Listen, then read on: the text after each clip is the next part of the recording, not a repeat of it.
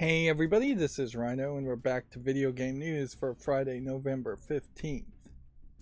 So, I've been struggling with a non-explained, non-disclosed medium emergency that has really nothing to do with YouTube, except for the fact that it has been interrupting YouTube. Well, at this point, the medium emergency is at a maximum emergency.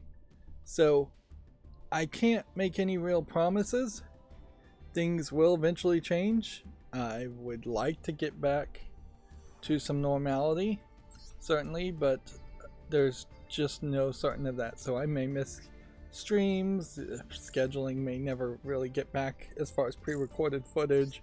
Even YouTube Shorts have a good possibility of disappearing and not happening after a while. Suffice it to say, I'm going to be very distracted and very busy, even more than what I am now. And yeah, it's definitely not a good thing, and certainly can potentially become a absolute awful thing.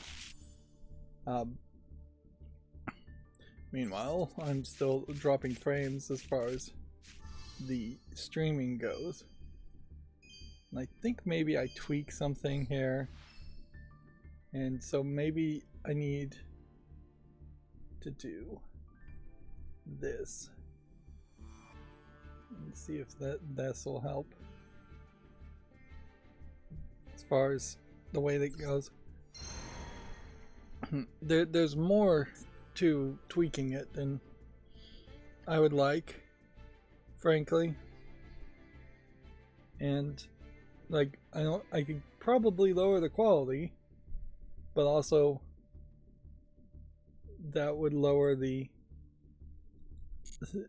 visibility, and certainly in some of the videos I've looked at before, the visibility is just like a real issue if you don't get it right. And it doesn't seem like what I'm tweaking right now is getting it right. So I'm doing a little testing here, opening up free packs on Yu-Gi-Oh! Not that I'm even playing Yu-Gi-Oh! Anymore. In fact, it's really stupid at this point to even continue to bother with Yu-Gi-Oh! When I'm also playing the Pokemon trading card game on my phone. I did notice these characters here though. Like, it is kind of strange how drastically different now, 25 years later, the characters and the focus is on some of these animations. As far as these evil twins, it is much more of a modern anime style.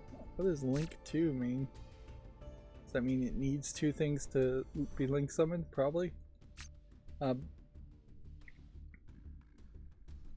But yeah, the kind of animators that would have existed making the original Yu-Gi-Oh! Cards were pretty much in the minority even when they first existed, when they first were introduced, but I imagine they barely exist at all now. But also I imagine that there's just a whole different audience and a whole different mentality. Right. Streaming, why does it say constant bitrate?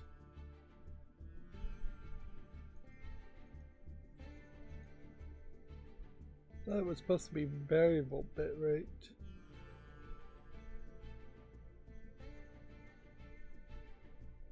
What changed there?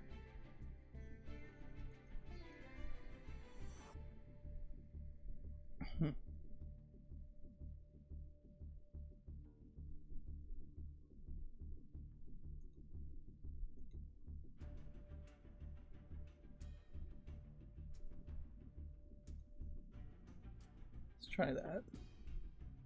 The fact that I can even change these settings midstream is crazy. And I don't know if they really are changing.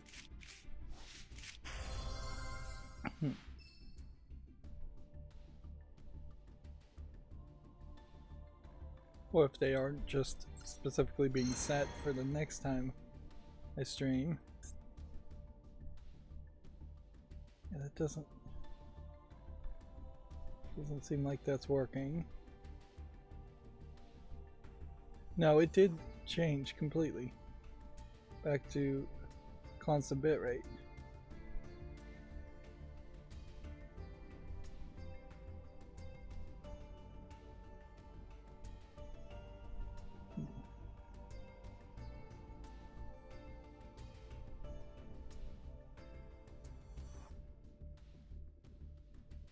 So let me go back and look, see if any of that changed. Some of it seems to change, but some of it also just seems like it resets.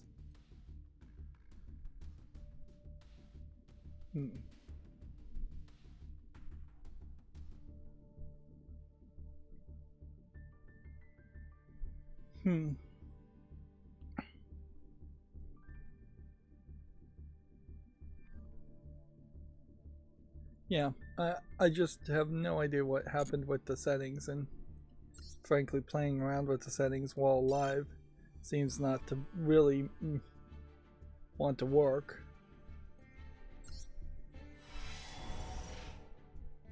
Does seem like I maybe made some improvements, but at the cost of what?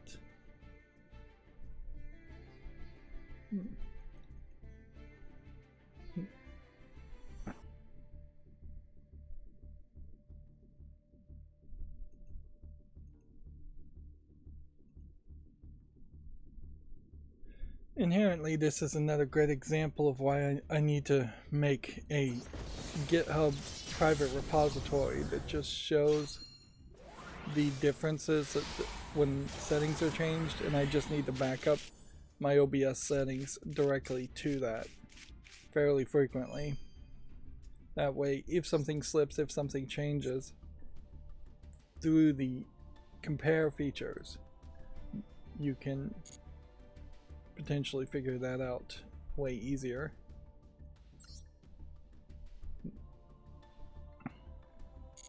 I guess I'll just sit on these. Go ahead and sit on these things.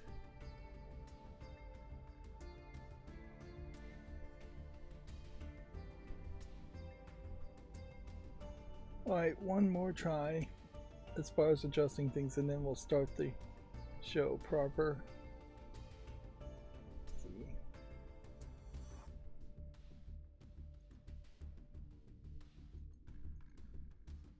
We'll change the preset to medium quality.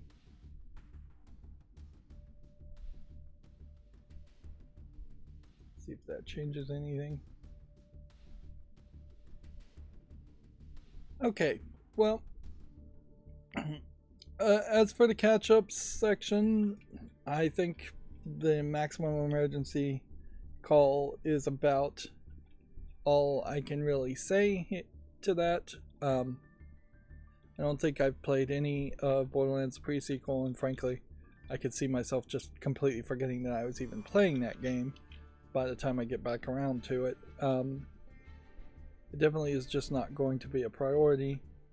I did have let my computer run and make some YouTube shorts, so a little bit of progress was made there, certainly, but no actual work from me, just running macros. And that's one thing I'm going to try and have happen, is just have the computer working always. See, now weirdly, that seems like that almost works. I wish there was just a little bit more details on the settings.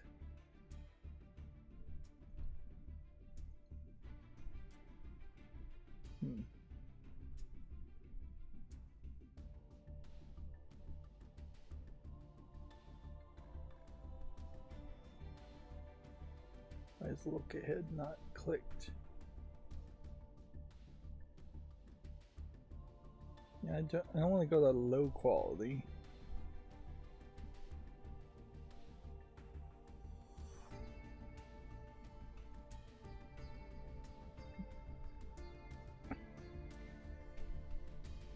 definitely think it was more of a variable bitrate thing though, and it seems to be like stream started in a constant bitrate and has to stay at a constant bitrate.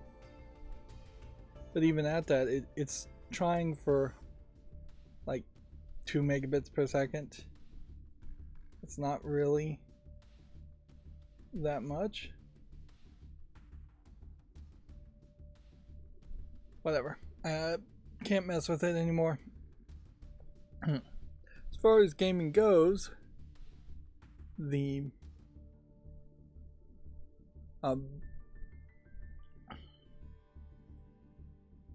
there's not, I think, too much that I've heard that's changed since Wednesday. Now, because of this maximum emergency, in what is probably going to be described as a level of stupidity by most, I'm going to buy a brand new computer, top of the line, in a probably foolish, insane hope that it would last a real long time. Like, my current computer, maybe 3 years old, perfectly acceptable computer, certainly much closer to what I think people would have. Anyways, I am certainly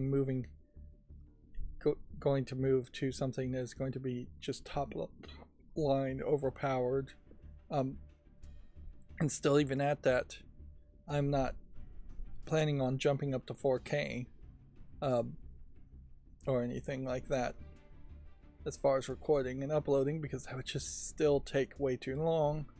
And while I may very well end up getting a new internet service provider, things would have to settle down in a particularly successful way for me to upgrade my internet, for instance, to a much higher tier, to just powerhouse my way through those problems. Now, arguably, I will fully admit it might be wiser, instead of buying a new computer, to buy food, clothing, things that might be more resellable and not lose their value. Although computers right now, because of the tariff potentials, might hold their value very well. But yeah, I just don't really have that much of an opportunity to store food and clothing. Like, the last thing I want to do is have floor to ceiling stacks of cans of soup and just be preparing, being like a prepper. I just don't have the square footage for it, and it just doesn't really make a lot of sense. If I live too close to too many grocery stores for if there was some major emergency that you could walk to a grocery store and loot it or purchase groceries if society hadn't collapsed at that point. Prepping makes a lot more sense when you're living more in the outskirts of a city or nowhere near a city, because then you tend to have a entire barn or storage shelter, pantry, cellar, something like that, that stocking up on things makes more sense. Food, clothing is an issue, certainly if you, after a while, you're not sure you're going to even be that same size, but you could overbuy, certainly, and have clothing these days is not particularly good quality either. And then paying bills and rent and housing and all of that is a one-to-one relationship with actually having cash. So yeah, I could buy gold and then try and sell gold later, or I could just save cash. So yeah, and it's way smarter to save cash as long as you trust the denomination and currencies you're using. And then that has anything to do with video games, though.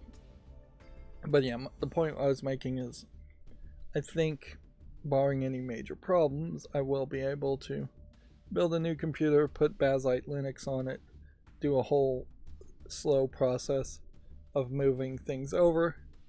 There is a possibility that I would have a decent amount of free time, but there is also a balance there that if I do have free time, I probably could be spending it in a more productive way, even potentially just standing on the side of a street with a donation, homeless please help type sign might be more profitable than being a YouTuber. Of course, yeah, that wouldn't really be the truth, or in my case, but yeah, the point I'm making is maybe some kind of simplistic part-time job. I'm not sure if I'm really hireable after 10 years of being a YouTuber, nor am I really physically capable of doing too much. Can't. Yeah, and I guess I'm not going to go into this rant publicly, but suffice it to say, even though I'm an IT guy, being out of the game for 10 years is going to be difficult to get back into the game, and it is really the only kind of job I should accept. Like, there's a lot of like grocery bagging and things like that that would pay way too little, burger flipping, things like that, pay way too little to even bother to take it and set the precedent that you're taking such a minimum wage job and such a low skill job. You don't really want on your work history to fall back that way, although inherently you can list nothing on your work history, which is just as bad, and be a burger flipper for a month or two. But then the danger certainly is that month or two turns into years. Yeah. Anyways, let's move on. My chart's still chugging along, not really showing any change. I probably should just have it open up only on Fridays, but yeah, might as well just show it quick and move on. The food festival, or Steam Cooking Fest, which they really are pushing the idea of fests as the name instead of festival, shortening everything down for a new generation of speakers. Still not really in the thought that I want to buy a bunch of games. I could certainly, but I just think digital software on Steam in particular, is not likely to see a big price hike because of anything short of price gouging. Because I don't know how Valve could justify allowing people to raise the prices of their games when there's no physical thing being imported. And there's really no change. And Valve certainly in Steam has very much been a major factor in pushing that prices go on sale very often, and that the sales numbers are much more of a priority than the dollars per sale. So I guess this Steam Deck in white isn't actually available until the 18th, and today is only the 15th. So I guess I hadn't really realized that.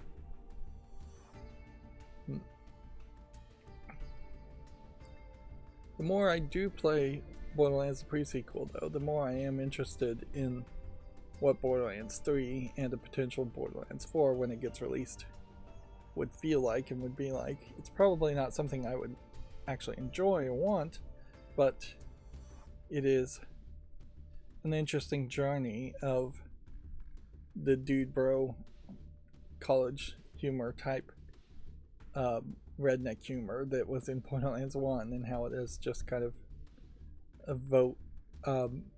evolved to be a little bit more woke than you would have expected it to go. Sorry We're Closed may have just come out. Mind Over Magnet from Game Maker's Toolkit just came out. Still on the front page. Rated very positively. Rated very positively. I think everything here on the new and trending though would be rated very positively. Hearts of Iron 4 seems to be played by a lot more people than you would think. Probably is just a silent community of people playing the game.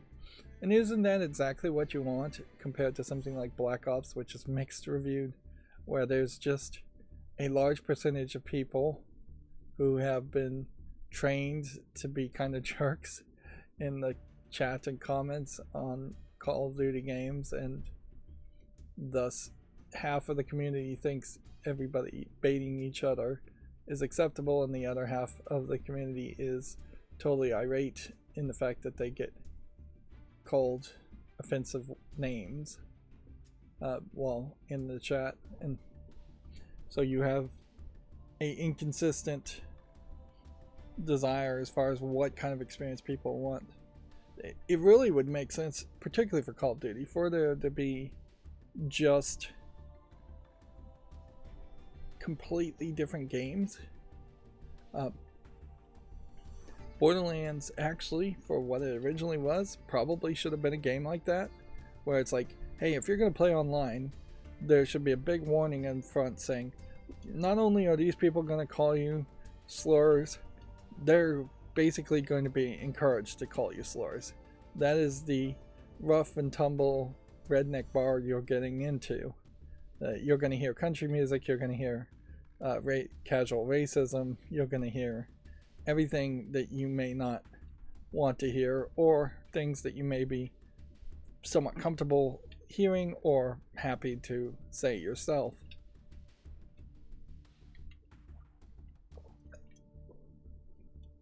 But yeah, a true social style of Call of Duty effectively would be an interesting thing, even if it was just them locking off, trying to push players into that certain area. But yeah, here we can see Warzone is mostly negative, Call of Duty is mixed, and Black Ops is mixed. So of the 3 different Call of Duties on this list, not a single one of them is being received well. Or at least Counter-Strike 2, even though it is probably still full of bots, although I did hear that they are working on even a newer version of the bot connection catching software, the VATS, or VAC, I think is what it's called, Valve Account Control. But yeah, Counter-Strike 2 seems to be much better received overall. Perhaps because it's been running longer, that helps its review state.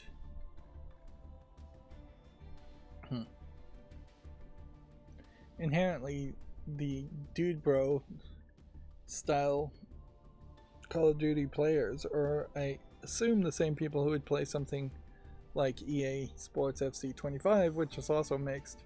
And so it's pretty much all of their games now are getting received very critically. Maybe that's because they're not very good, and at one time they were very good, or maybe it's because the games were always pretty bad. Weirdly though, I bet it still makes money, those types of games, and that audience. I bet they still play a lot, I bet they still pay a lot, and as such, I bet we will always see your annualized soccer, wrestling, Call of Duty style games for that audience, which basically plays no other kinds of games at all. They would rather die than ever play a visual novel. They probably wouldn't play Cyberpunk, or they would play it for a very quick amount of time and then leave. But yeah, it really is just the wrong audience. Although, I will also point out, there is a real danger when you are a content creator of any kind, whether that's the NFL or Ubisoft, the makers of Ryzen Dawn, the makers of Last of Us, a lot of them, when all of a sudden they start to want a completely different audience, an audience that may very well not exist, or want to try and change their current audience into an audience that is fairly different and very well doesn't exist and would never exist. I mean, that causes a lot of conflict too. At a certain point, you kind of have to just grin and bear it and say, this is the audience we have, unfortunately.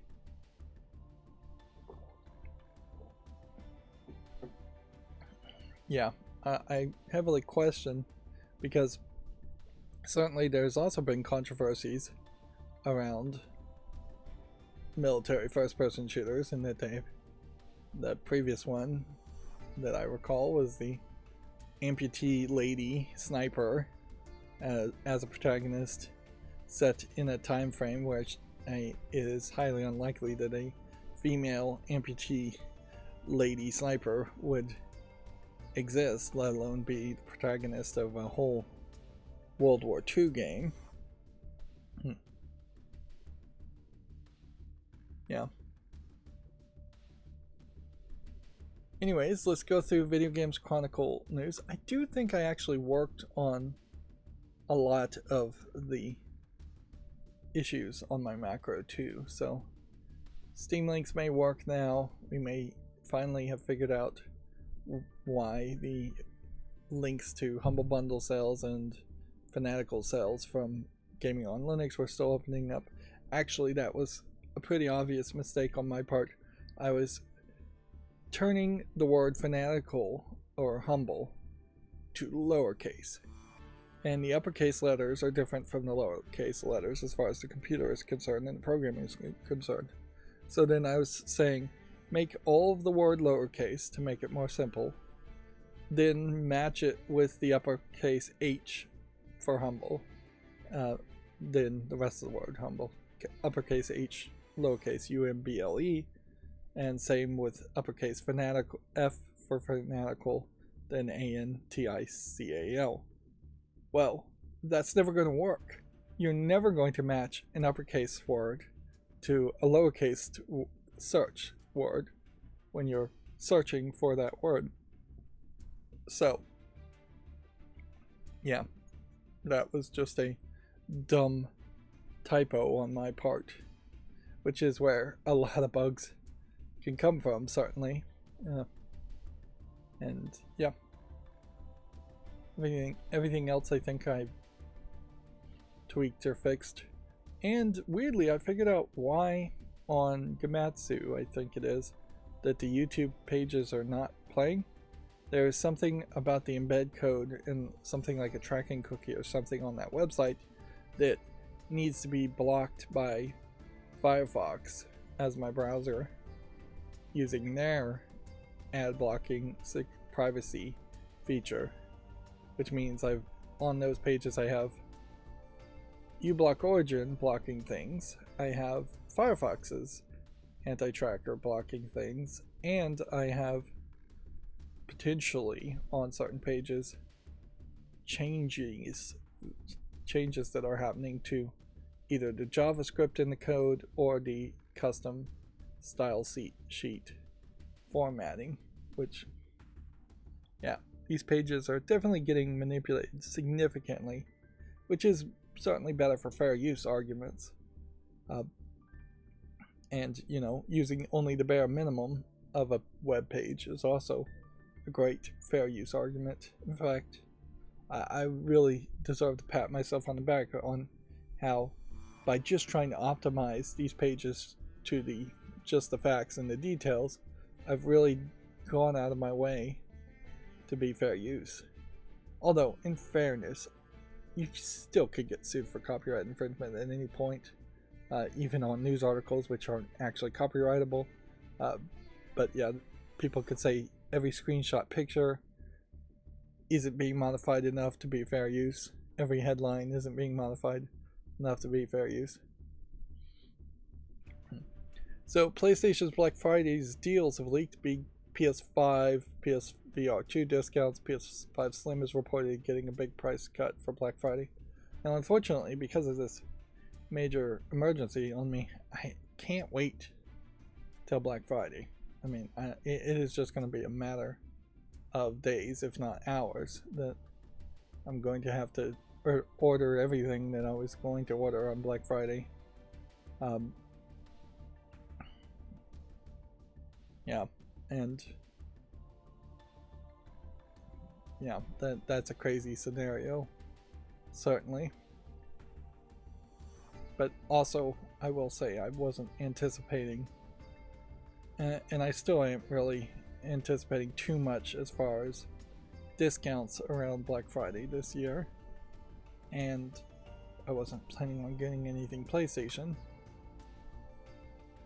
Remedy's Sam Lake is going to receive the New York Awards Show top honor. Remedy's creative director is to accept the Legend Award from New York Video Game Critics. I've never heard of New York Video Games Critics. Sam Lake name sounds somewhat familiar, but I couldn't tell you really anything about it. And inherently, I have a personal problem with the idea of creative directors and this kind of exaggeration of a great man theory that happens particularly in business environments, where all the people that are low level get very little credits or no credits, and all the upper people in management, which creative director would be a management level position, get way more credit than they really deserve. Yeah, it is definitely not equitable, the amount of credit that's given out, and it's definitely the rich and the powerful, or even the medium rich and powerful management giving each other awards. Certainly. Meanwhile, the low level employees are exploited and often laid off. I will say it again, I really wish somebody, even me if I had time, would make an IMDb style, something between LinkedIn and IMDb, that would just credit people on video games a lot better and allow people to follow actual people who worked on the games and made the majority of the content, instead of at best following a company, maybe following a creative director's name. Former winners here like Neil Druckmann, well, no, I'll skip Neil Druckmann because I don't really know what he did, but I know Reggie Fils-Aimé has just been the president of Nintendo of America. I don't believe he was ever a creative manager or director at all, as far as I know about him, and as being the president of Nintendo of America, he's basically was just a puppet for Nintendo of Japan. So, like, I just don't see a reason why he would have deserved an award, other than he was just very much liked and people wanted to give him an award. Phil Spencer, kind of the same idea. It's like, I don't know in either of these people's history if they actually worked on any games at all. Now, I can say that Tim Schafer made Full Throttle, and that got him enough success at LucasArts to eventually form Double Fine and hire other people to make games. But in reality, I would say after making Full Throttle, I'm not sure Tim Schafer has actually been involved heavily with the development of anything. I don't even know who Jerry Lawson is. Jade Raymond, name sounds familiar. Hideko Kojima, arguably a creative person, one would assume. Perhaps arguably far too creative. But yeah.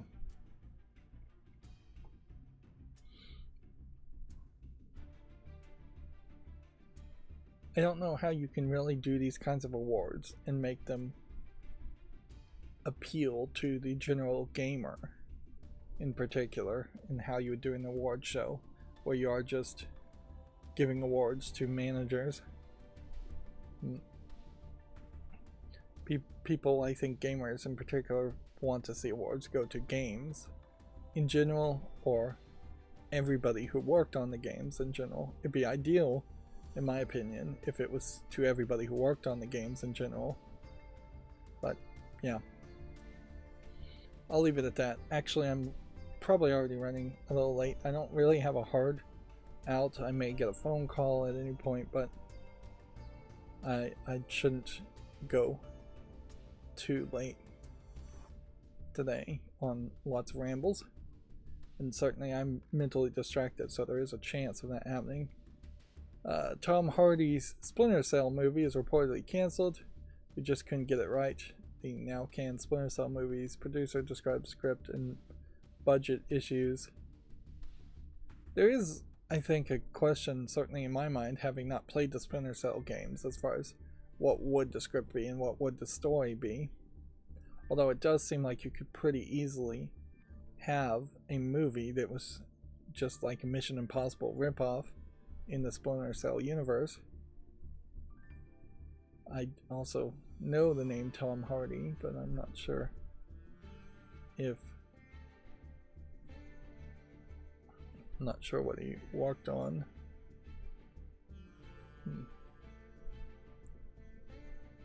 So yeah, it's probably for the better, and there's probably in part a reaction to the Borderlands movie failing horribly. Yeah. There will always be that kind of morbid interest in seeing what a bad movie would have looked like, but if they don't even have script and budget together, they weren't anywhere close to producing any real content at all. Nothing on film, nothing even written down in the form of a script. So this is kind of the best time for a movie to be canceled, certainly. And that also, I think, highlights how movie production really is, in the idea that people are pitching ideas for movies all the time and they're thinking about it, but there's not really any money being spent or on the movies, and not really any development there. They're just pitching it to movie studios and saying, hey, I want to make this movie. And then the movie studios are running their numbers with their accountants and seeing if they think they could make way more money than they probably will before they're greenlighting things. And movie companies only really want to greenlight movies that for some reason feel like they are going to make hundreds of millions of dollars. Apparently Nintendo caught a pirate via the Reddit post and console repairs. An alleged pirate reportedly slipped up by sending Nintendo repair requests.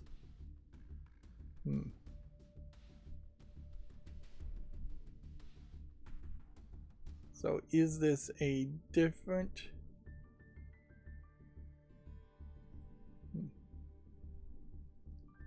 Yeah, this seems like this is a different person Nintendo is suing. So Nintendo seems to have no fear of just suing very publicly a lot of pirates. Yeah, I think that will just eventually wear away at their fan base to some level.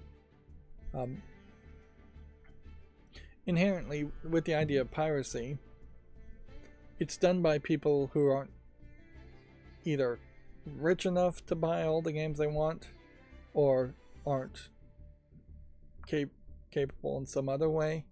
And so, and they tend to be kids, they tend to be people who maybe have some mental deficiency, so nothing is really going to stop piracy, is the point I'm making there.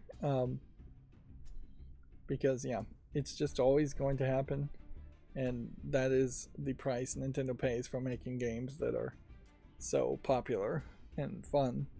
Nintendo really is going to have to drop this, or it's just going to push more and more people to pirate old Nintendo games and never buy the new Nintendo games, because there is definitely a separation there between current generation young kid fandoms that want to play Mario Odyssey and 40, 50-year-old people who want to play Super Mario Brothers on some pirated ROM emulations system. And more, the new generation is just going to pivot to PlayStation or PC gaming. And once they pivot, if they pivot specifically to PC gaming, then the only way to play Nintendo games, because Nintendo has failed to do the thing they should do, they're spending so much time suing people and so much money suing people, individuals, which is just kind of stupid. Instead of just porting their games to Steam, they would cure such a higher percentage of pirates and bring them back to being paying customers just by releasing everything Nintendo can release as a ROM through an emulator on Steam. Like, people would love to have Super Mario Brothers 3 on Steam, and that would be really, really amazing. Meanwhile, Steam is going out of its way to play nice with Nintendo, and Valve is going out of its way to play nice with Nintendo, sometimes blocking things like RetroArch from being on their storefront, and Valve is getting absolutely nothing for it at all. Like, I don't even think, maybe Portal is available on the Switch, and maybe that's about it. Like, but yeah, Valve doesn't make enough games to justify maintaining such a good relationship with Nintendo when Nintendo isn't doing any kind of quid pro quo of releasing something on Steam. And yeah, it could just be like newer things, certainly. There's literally no good reason that Pokemon the Trading Card Game is not available on Steam right now. Like, it's not going to be that hard to port a brand new game to PC. Yu-Gi-Oh! Master Duel, in contrast, day one available on PC, even though they knew that a significant number of players are going to be playing on cell phones. Moving on, Avowed's $90 version will let you play the game 5 days earlier. Premium edition includes skins, digital artwork, and early access. Okay.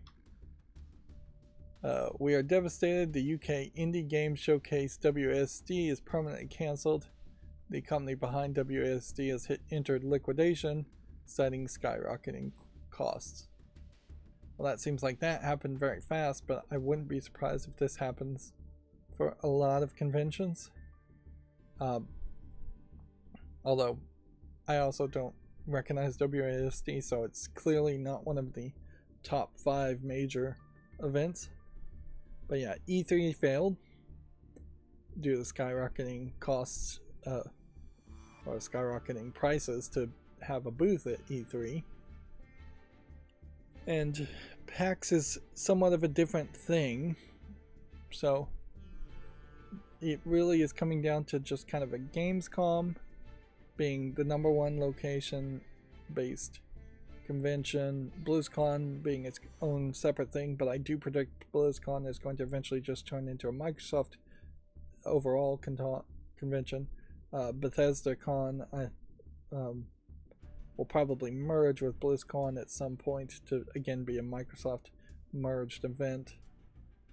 Tokyo Game Show will always show up because it's just going to be a matter of pride for Tokyo to have that, but Tokyo Game Show is fairly small too. So yeah, I could easily predict that eventually we are going to get down to just Gamescom, Tokyo Game Show, and some kind of unified Microsoft convention. Sony will do State of Plays, Microsoft will also do Microsoft Directs, Nintendo will do Nintendo Directs. I don't think Sony or Nintendo would ever form a new convention. The concepts of conventions for video games makes extremely very little sense these days, since games are digital, and showing off games to retailers assumes that games are even really being sold to retailers like Walmart. And frankly, you could just have private meetings with Walmart and Target and the big retailers. Meanwhile, it is also worth noticing that shelves are getting smaller and smaller as far as video games being on the shelves, which the push to digital isn't 100% one-sided. It isn't just Microsoft pushing for an all digital future. It's also Walmart and Target. They don't want consoles, games taking up space on their shelves because it doesn't make them as much money as apparently other things. I think in general, places like Walmart are going to slowly try and reduce the number of stores they have and put 2 stores worth of inventory into 1 store. They probably won't be able to get rid of a lot of land and square footage in existing buildings, but I imagine we will start to see places like Target and Walmart also have just smaller storefronts anyways. Moving on, following StarCraft reports, Blizzard is hiring for an open world shooter game. Blizzard's new shooter is reportedly being funded by ex-Far Cry boss Dan Hay. Weirdly though, if this open world shooter game is in the StarCraft universe, which maybe it shouldn't be, maybe it should be its own thing, there is just going to be a lot of echoes of things like StarCraft Ghost that Blizzard probably doesn't want those comparisons, and yeah, the people that would be hyped around StarCraft Ghost somehow getting revived and made are going to be disappointed by whatever gets made.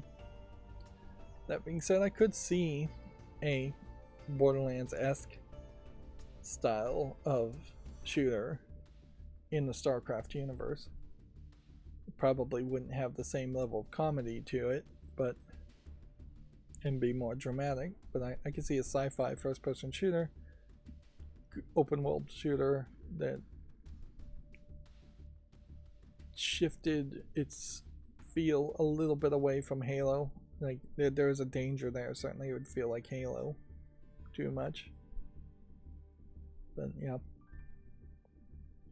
it's kind of pointless to worry too much about a game that may never get developed, so let's move on. The GTA Trilogy dev calls the credits removal a dick move. Grove Street Games isn't happy it was removed from GTA Trilogy's opening credits. Again, back to my argument that somebody needs to make a non-affiliated IMDb credits site for games. The entire company's logo was removed at the start of the game.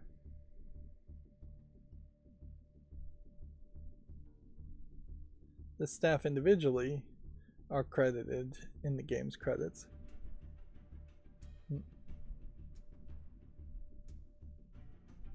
Now, I guess the question I would want a little more details on here is did Grove Street Games work on GTA Trilogy, or did they work on the original GTA game?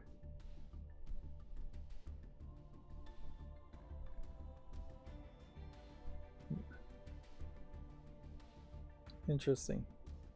Classic lighting mode apparently fixes the visuals.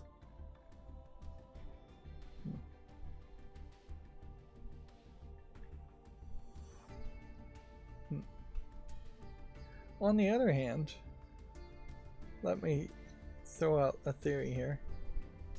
Yeah, I have to magnify it just to be able to see it. It's a bad logo, frankly, with the light blue background. See how Rockstar stands out way more, although I'm not sure what this blue Rockstar versus this orange Rockstar is all about. It inevitably is a dick move, I agree with him, but it might very well be a tit for tat dick move for how terrible GTA Trilogy originally launched it and what a terrible shape it was in. That being said, I don't want to see a whole crabs in the bucket scenario where everybody's just pulling everybody down.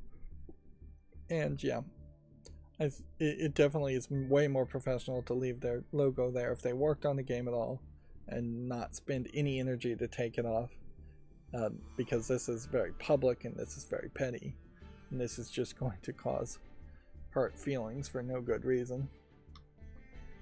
And I'm sure maybe some lawyer somewhere argued or agreed to this or pushed for this without really thinking of the publicity factor of it. Moving on, apparently Stalker 2 could be banned in Russia if it, quote, justifies terrorism. Russian official says buying the game could be seen as an endorsement of anti-Russian sentiment, it's been claimed. So inherently probably will get banned, although with most countries not doing business with Russia, the game probably shouldn't be sold in the first place in Russia. So anybody who would want to play Stalker 2 is probably already getting it as a bootleg, which is the case for almost all games in Russia anyways, from what I hear. So this ban may have a lot more to do with Russians getting thrown in jail for playing it than actually hurting the sales of Stalker 2, which were going to be 0 anyways in Russia. And in case they're not making it clear enough, the terrorism, quote unquote, that they're talking about is Ukraine fighting back from being invaded upon, or any country fighting back from being invaded upon by Russia. And anti-Russian sentiment is in any way not putting out pure propaganda that Russia is somehow in the right and is doing the right thing by invading other countries.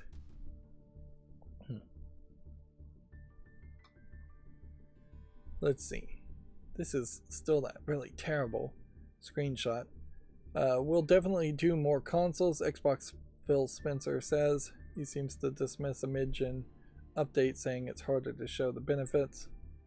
But he is, I guess, in this interview from Rolling Stone, saying yes, they will make new consoles, which, yeah, I didn't really have any doubt on that. Something called the Xbox will get at least one more generation, probably more.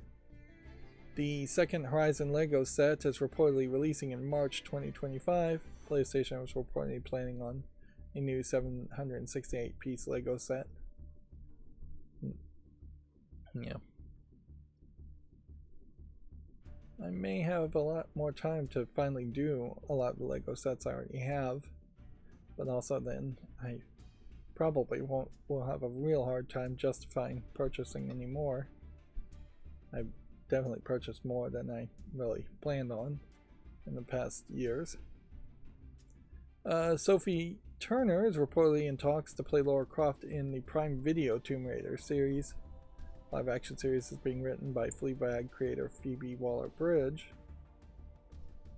Okay, I mean, you can certainly do wonders for outfits and makeup and things like that, and it's not like Lara Croft in the face specifically is too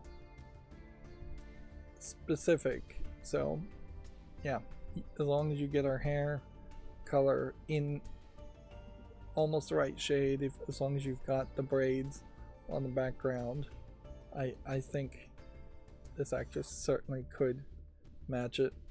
The boobs aren't being shown here, so I guess if she was completely flat, that might be a problem. If she was giantly huge, as far as if she had like double G breasts, that might be a problem. The hip ratio is probably going to be more human and less of an hourglass figure, so not expecting too much there. The waist ratio, same thing. So visually she looks like she's fine. I don't know anything about her acting though, so I can't really speak to that. there is certainly to be something said about this like live action movie, and that yes, this doesn't really feel like Angela Jolie and doesn't really look like Lara Croft, but I don't think it looks horrible. Maybe there's a mistake in the movie here that the hair isn't braided as tight, and there's definitely a mistake in the movie in that it was recreating the feel of the rebooted series, in which Lara Croft is just not wearing the iconic green top and hot pants, and as such the color palette doesn't really match.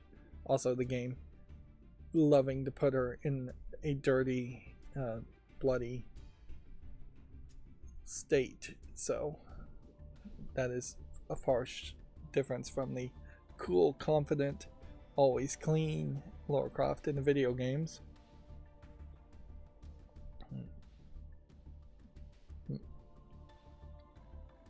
There's going to be an interesting dual discussion that can be had here as the newest Indiana Jones game in the Great Circle gets released, and it's going to feel like an adventure game and not really what I think people have been told to expect from Indiana Jones games. And then the Indiana Jones and the Dial of Destiny latest movie, not really feeling like an Indiana Jones movie. The last 3 Indiana Jones movies not really feeling like an Indiana Jones movie. So with that then brings in question as far as what is a female Indiana Jones in Lara Croft movie supposed to feel like. They're supposed to be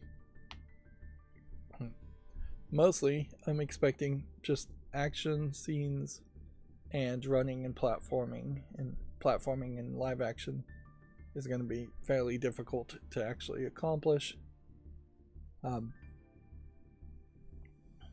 But yeah, and they probably will add a lot more dialogue to try to make up some time there.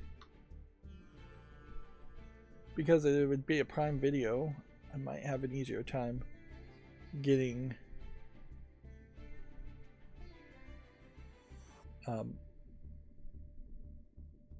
I might have an easier time actually watching the latest Indiana Jones movie, so I might sit down and watch that.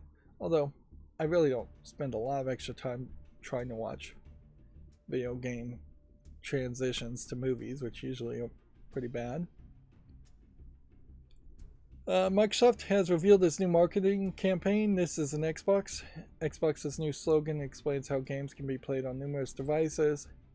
This is, one YouTuber described this as the final death step, or close to the final death blow to what Xbox actually is. But yeah, Microsoft has been saying this for at least a year, or the people in charge of Microsoft or Xbox has been saying this for at least a year, in the sense that they don't want to be hamstrung, and they don't really see a need to be hamstrung to just saying buy the Xbox Series X or Series S and nothing else. They want to promote Windows 11, and so certainly higher ups at Microsoft may be telling them to promote Windows 11. So here you have a laptop with what you're assuming is Windows 11. Here you have not the Steam Deck, but a handheld of some sort. Again, I assume running Windows 11.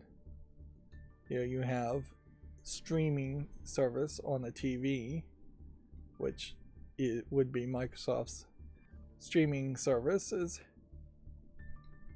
Here you have what I would assume is streaming on a cell phone. And then here you have a Fire TV remote and Fire TV stick, so streaming that way. Now, with the exception of the Cat Box and Bento Box, which aren't Xboxes, and shows that they really or either being silly here, but you could have just taken these two out and then you would have had a smaller thing. These are just like distractions to have, I guess, some falling attention, because there is quite a lot of text here as far as a presentation goes. If you were going to sit through all of these at once. Speaking of ads, I did just recognize that on Amazon Prime Video now, you're getting ads where you can press the button and automatically add that product to your shopping cart on Amazon.com, and it's an intriguing idea certainly, but it's not going to be good for many people.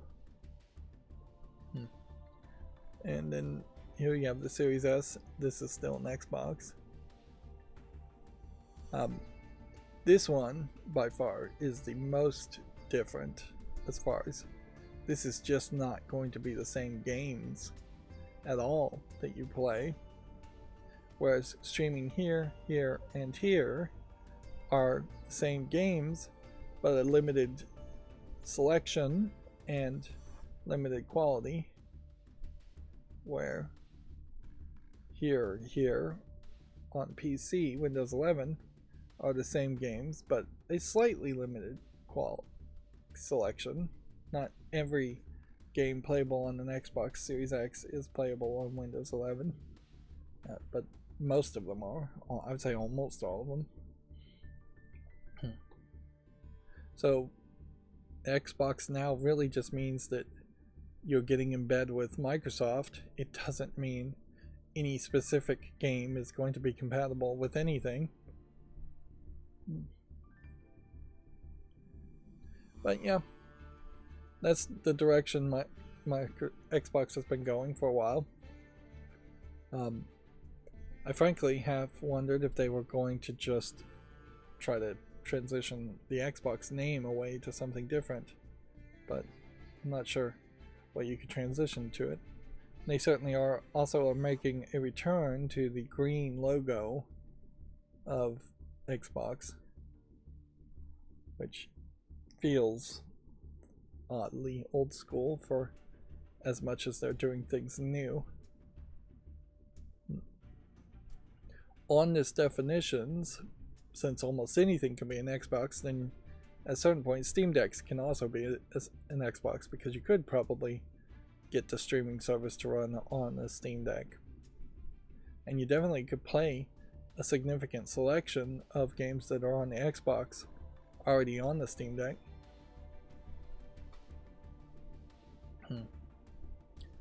Moving on, Valve's new release date has been confirmed. It was set for a 2024 release but delayed to February 18th. Right. Sega explains that Like a Dragon Pirate Yakuza in Hawaii's naval combat and battle styles, players will be able to switch between Mad Dogs and Sea Dog fighting styles. Interesting. Here we have quite the mess of pictures, but frankly that happens so rarely, I'm not even going to try and fix it. I mean, that almost certainly is because of my custom CSS. Yeah, it was closer to what this was supposed to look like, is what it was supposed to look like. And this highlights how much I'm just changing all of the positioning of things, and usually it works. In that weird case it didn't. Gearbox, Bethesda, and Epic veterans have revealed a new multiplayer suburban invasion game. Ruckus Games has raised $19 million Series A funding to continue development. Urban invasion game sounds weird, and while veterans from Gearbox, Bethesda, and Epic Games might be good people, good programmers, good game makers, it might also just be random people that are not particularly known as the best of the best from that. Urban invasion game is Alien Invasions. Now I see. I thought, and that's what confused me quite a bit here, is this was going to be a game where you were some kind of gang of psychopaths, and you were going inside people's houses inside a city and invading the house like a home invasion, tying up or killing people, which, yeah, we've seen that in movies. I think one of them's called The Strangers, and that's what I was thinking. You playing as a bad guy like that would be very weird, certainly, if they did make a game like that. I'm not saying that there should be any censorship and you can't make a game like that. It just would be a very odd game to make. At a certain point, it would probably feel a lot more like Hello Neighbor, where you're breaking into the neighbor's house as a kid, or even a Home Alone style experience just to make it more video gamey. But that's not what this is. This is Aliens.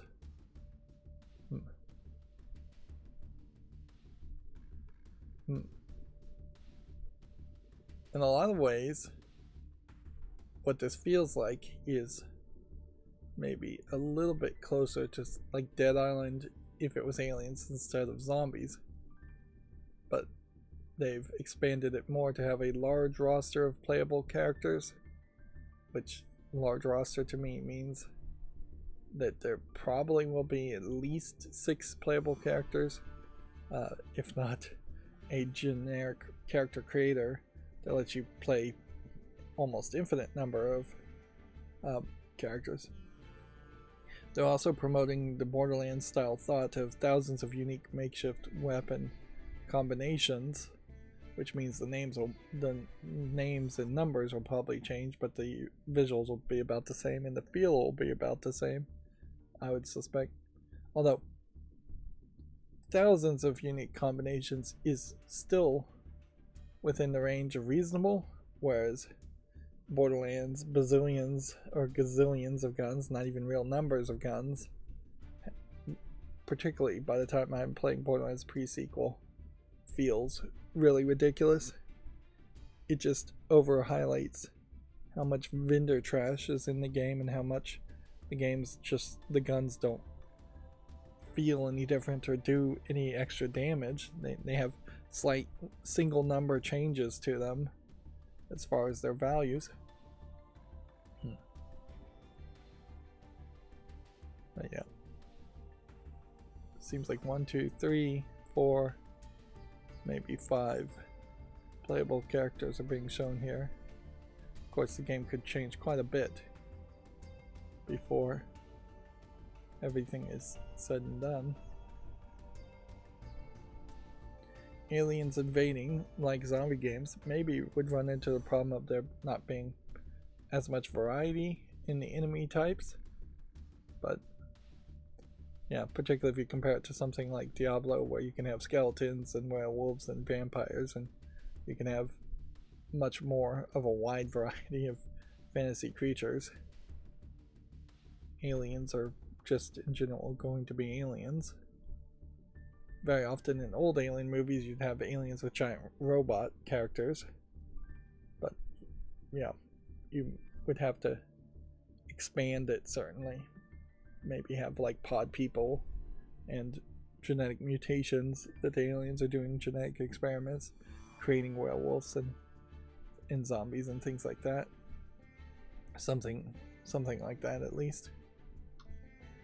It'll be a long time before you actually see anything from that game though. GTA Trilogy removed the developer credits following major graphical update. Let's see.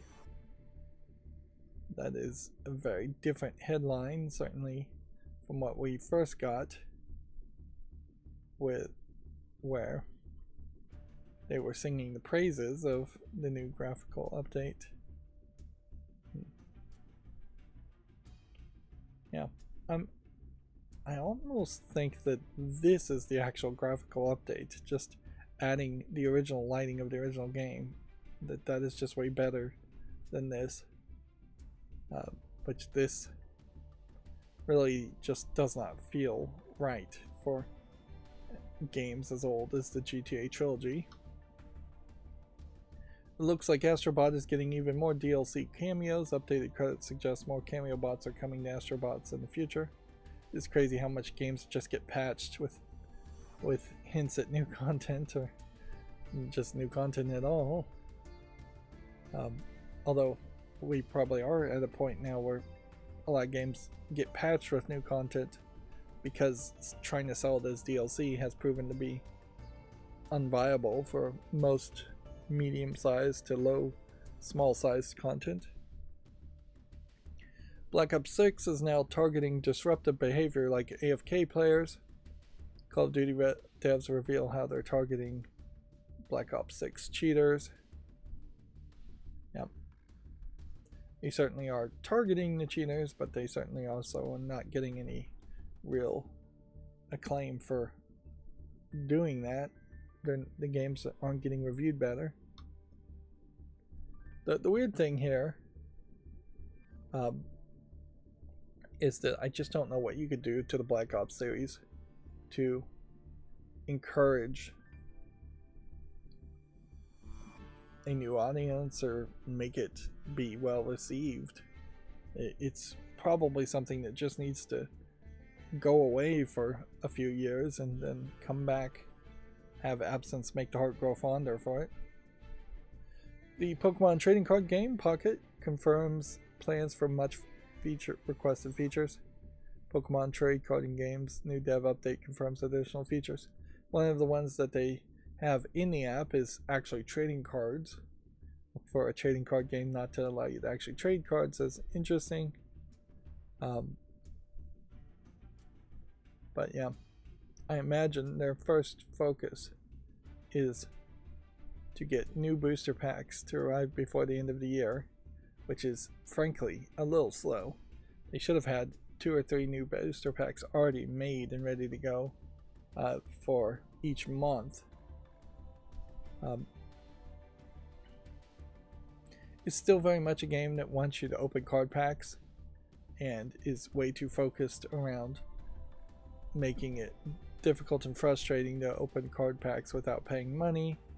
It has several features several visual elements that you just cannot grind out to get at all, that are premium, that I don't think anybody should be paying money for that. And then it is just hidden away any social aspect, which there really isn't any social aspect, under a different menu, and any solo playing or playing against players aspect under a different menu. And even when you get into the actual playing part of Pokemon the trading card game, it's still hidden by there's 2 events going on right now. One is a solo event that has a wait timer of 1 currency where you have to play, and mostly in those solo events I'm just letting it autoplay and not even playing. And then there is also currently a player versus player event with a different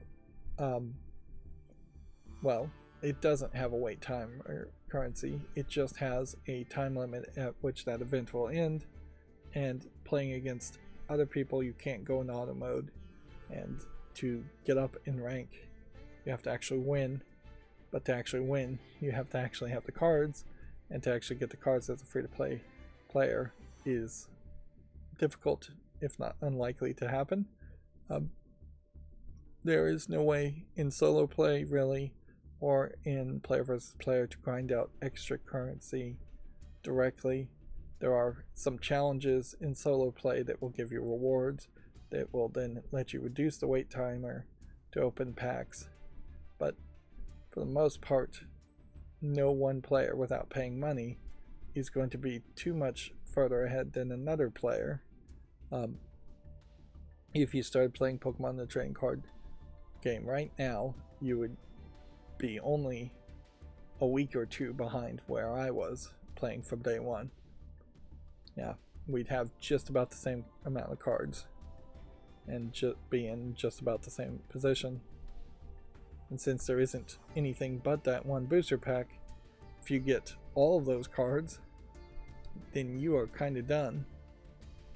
The only thing above that is the dumb Marvel Snap style of visuals, that if you have 3 extra cards, you can trade those 3 extra cards in some Stardust to get a different visual effect placed on the cards, which I don't know if it's the truth or not, but it seems like at the moment, and it's definitely the feeling I'm getting, that a lot of the Pokemon cards were just originally made and they just had that original art, and then they've just done very little with it. Even Pikachu barely seems to have 2 or 3 variants of the art, whereas in my mind every new expansion would be a whole different art style, a whole new variant, whole new redrawing of poses at the very least of each of the Pokemon cards,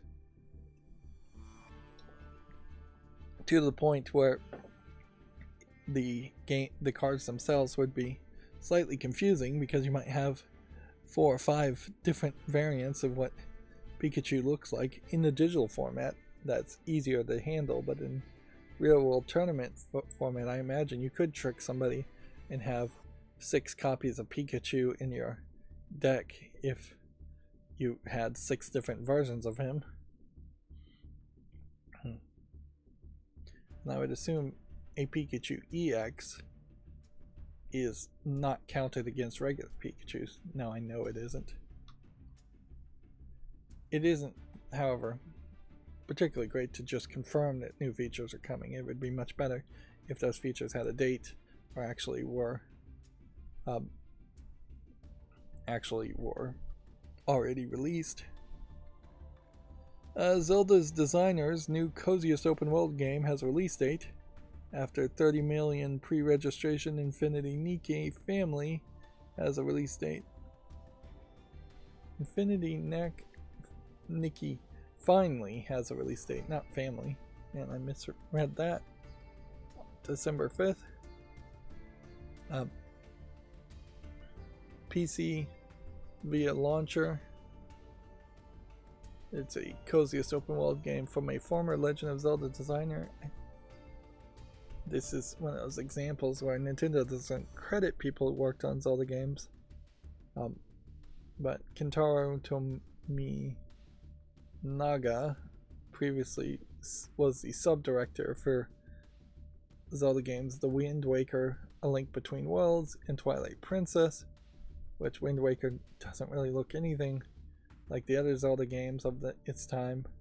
A Link Between Worlds was, I think, a top-down 2D animation, and Twilight Princess was more in line with the animation style, but not liked as much as some of the other ones. He also worked on Breath of the Wild and Tears of the Kingdom, which those two really are the only two that needed to be mentioned. Of course, I'm expecting that Infinity Nikki may look like Breath of the Wild, but will play fairly differently.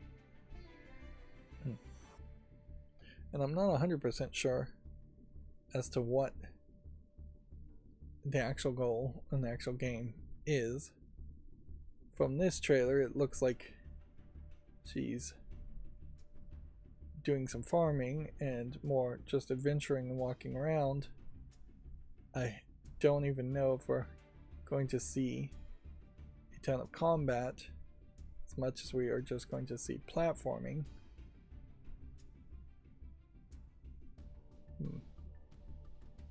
Yep. Infinity Nikki, in case you're not aware, is all about having a lot of different costumes and dresses and being more of a dress-up game. We're seeing bug catching, we're seeing riding a bicycle, we're seeing probably delivery jobs. So this might be a very good experience for kids, and that's what I was hoping for, particularly kids that are interested in playing dress up, which tend to be of the feminine persuasion.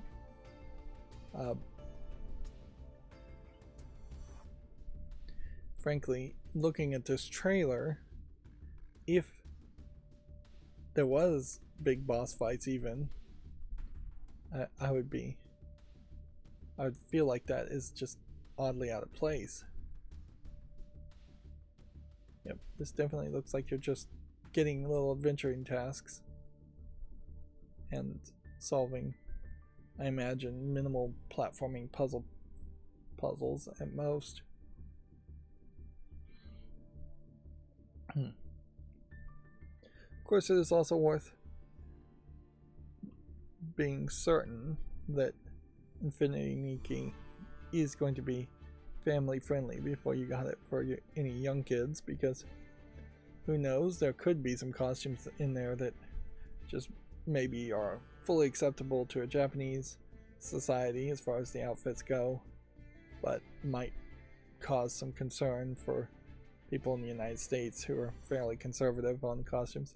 Or maybe there will be a public bath section, although they're not really indicating that there would be anything like that. So, but yeah, that might be slight concern too, even if it was just if it was just Nikki bathing in a hot spring by herself. Even the implication, even if it was just done by fading to black or having steam everywhere, that might be too much. Let's see. And then Phil Spencer said Avowed wasn't delayed due to quality concerns. Xbox boss Phil Spencer expresses his dislike for manipulative expansions. These are older stories, but we only have a couple of them. Which brings us to Gematsu.com articles. Real Heroes Firefight HD is coming to the PS5 on December 6th. It's currently available on the Xbox One and PC. Yeah. And I'm trying to see here if there's a Steam link. I don't think there is. It doesn't look like my macro clicked on a Steam link. I did find, though, that weirdly on Gaming on Linux, the comments section that is hidden at the bottom sometimes has a Steam link to one of the commentators' profile, and so my macro clicks on that commentator's profile, so we may see that one commentator's page open quite a bit. I will probably eventually work on fixing that if that becomes a big issue, but yeah, it is a silly outcome, certainly. Fate Reawakened has added a PS4 and 5 and then Xbox One and Series and Switch versions. Amarazone, the Explorer's Legacy remake, has been delayed to Q2 of 2025, no longer due out in November. This game is already on Steam. I've already made a YouTube short on it. P-Cube is going to publish a top-down shooter called Kusan City of Wolves for the PS5, Xbox Series, Switch, and PC in early 2026. Reveria, the Promised Land remaster for Switch, is coming to the West on November 28th. Gree has established Gree Studios to manage consumer games business. Light service games business has been absorbed by WFS. Yep. I'll say this, not for any real reason, just because I'm thinking of it. My first Wi-Fi smart bulb that I've had those for a couple of years has seemingly burnt out. Which, yeah. That is definitely what I'm hearing, is that there's this danger of cheap smart bulb LED bulbs in general not lasting anywhere as long as they really should, just because of cheap internal components. It does potentially open the possibility that I could shift over to Zigbee bulbs, which are more expensive, but also I don't want to have to do that piecemeal, and I don't want to have to do that all at once either. Piecemeal is probably better than all at once. And there's no guaranteeing that even Zigbee bulbs at this point are going to be any better quality. I might actually have a argument for a warranty claim on the bulbs, which is I mean, if I had enough free time, it's a thought certainly to go with, to say, hey, this bulb burned out too early, when really these bulbs should be lasting almost forever. The heat isn't that high compared to a filament, and yeah, the usage wattage isn't really that high. I actually saw how light bulbs, the old filament vacuum bulbs, were made. The casting, the metal cast around it, and it's interesting because it seems that the actual glass is in part vacuum molded from the outside to be a bulb instead of, well, it seems like that. Maybe it is still blown from the inside. I would assume that the glass actually was blown from the inside, and then you have to go through a weird process to try to get as much oxygen in particular out of the inside of the bulb so that the filament doesn't burn up. And that's why light bulbs originally had a white powder coating on them, is that that wasn't just like a desirable thing alone. It was done specifically to make less oxygen be inside the light bulbs. But that's not the problem with LEDs these days. Filaments would burn up instantly in open air, but LEDs wouldn't. They are just in open air. Of course, that has nothing to do with video games. Again, Strynova launches November 21st for PC, and then 2025 for the PS5, Xbox Series, iOS, and Android.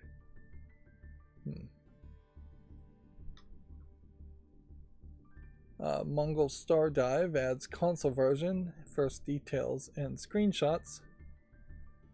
This is an action RPG sequel to Monster Taming. Monster Taming is a generic name. Is it Mongol Monster Taming, or is it just Monster Taming? Doesn't look like too many of these have Steam links though, because not a single one of my other Gamematsu articles opened up a Steam page. Maybe that's because we're getting new news for new games, or maybe that's because something still doesn't work quite right. Mythwrecked Ambrosia Island adds a Switch version and launches December 5th. This is an exploration friendship adventure game. Interesting. Yep, there is no link to Steam.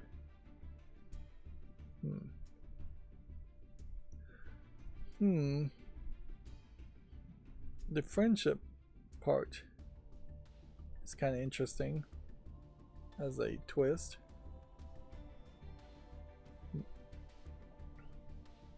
This is some wild, long-necked characters.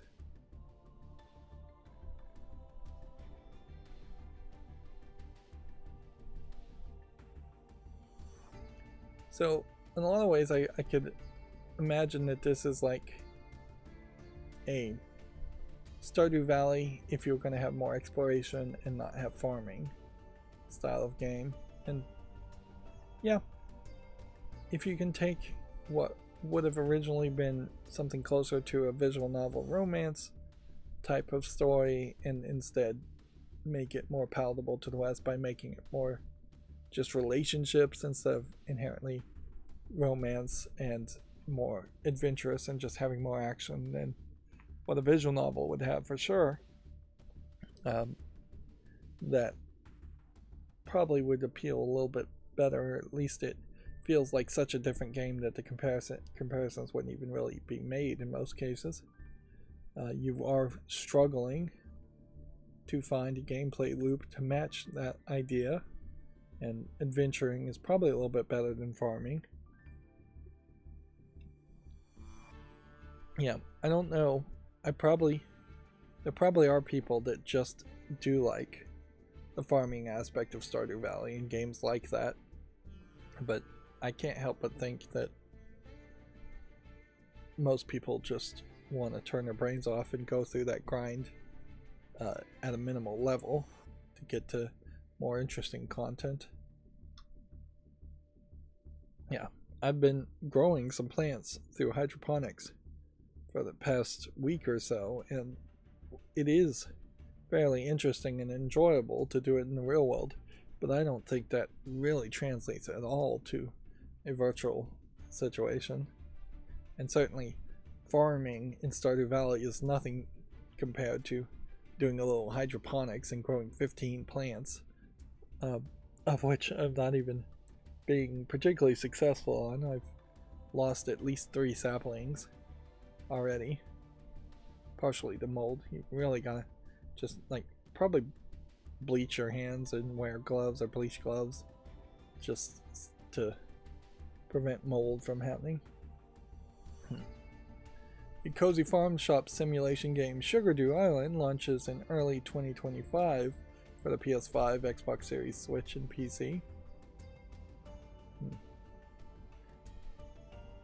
I don't think that there's particularly a cozy event going on right now, but it is noticeable that several games have been promoting themselves as cozy.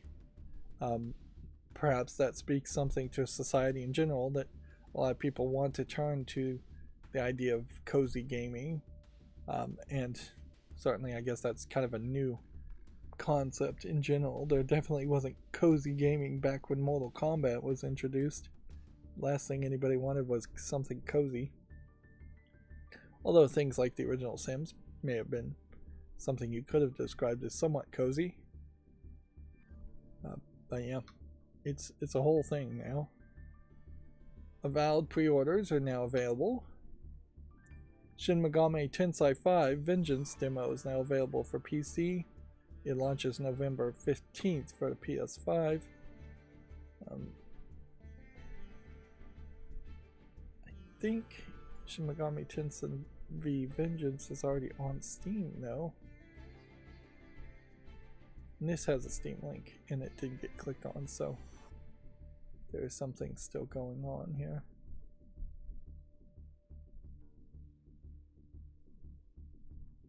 Yeah, the game is available already.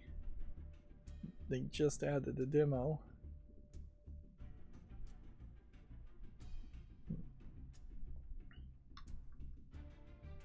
Atomfall launches March 27th, 2025.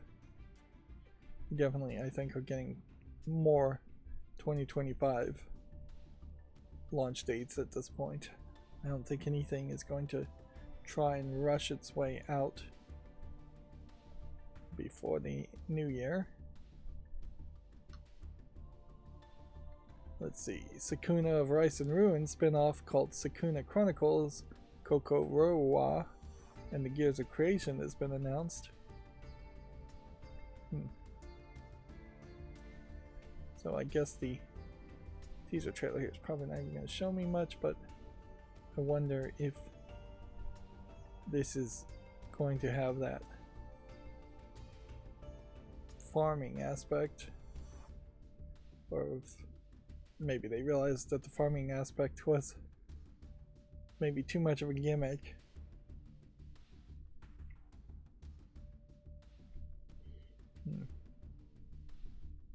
This definitely, from the teaser, looks more like your traditional RPG type experience, which I think even Sakura of Rice and Ruin was mostly an RPG. You just had a rice growing mechanic to make effectively health potions, as I understood it. Then we already talked about this Suburban Invasion multiplayer game. It might be multiplayer exclusive as a game, so I may never actually be able to play it. $19 million in seed funding. Ruckus Games is yet another Frisco-based Texas studio, which means it is in the exact same city as Gearbox is established, and it is just slightly north of Dallas, Texas. So I wouldn't be surprised if this is one of maybe even a couple of companies that were formed by disgruntled Gearbox employees who wanted to leave Gearbox. I'd be very shocked if instead this is actually fully supported and funded in part by Randy Pitchford, and this is just Randy Pitchford starting a new Gearbox, since he already sold the old Gearbox to Embracer Group, who then eventually sold it to 2K.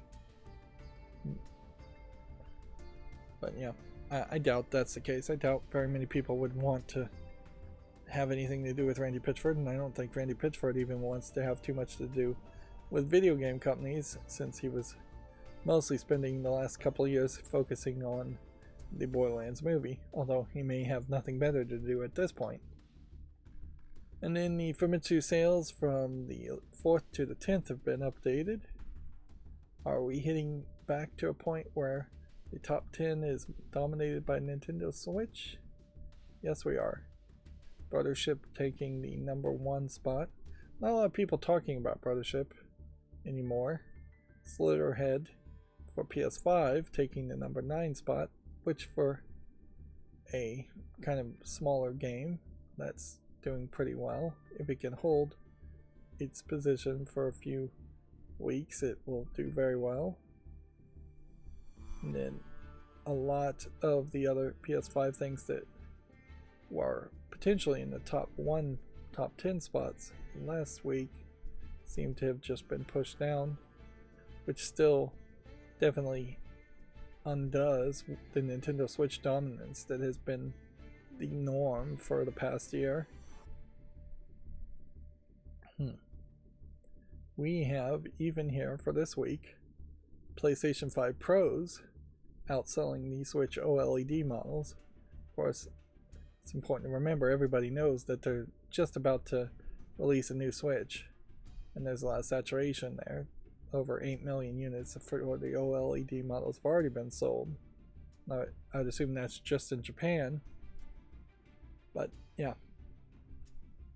people are not buying the PS5 originals. People still sometimes are buying original Switches. I can't help but wonder if a lot of people are accidentally buying Switches thinking they should not knowing they should be buying OLED models or Switch Lite models.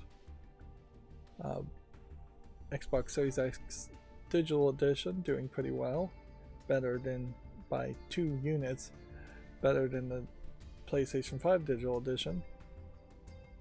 And then it's basically a tie for last place with the Xbox Series S and X and PS4. But it does seem like for Japan, PS5 Pro and Nintendo Switch competition is finally starting to heat up. Or any competition against the Switch is starting to heat up. Let's see. New Hearts of Iron 4 DLC lets you rewrite German history, pushing player counts up to a peak. That explains why then it's gone up so much.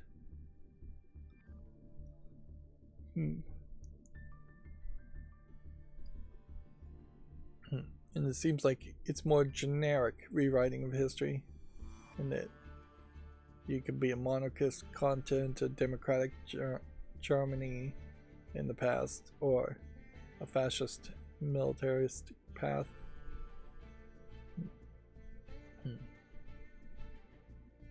Well, that certainly explains the excitement there, although I question who that audience really is. Avowed has gotten a release date and pre-orders with early access if you pay £80.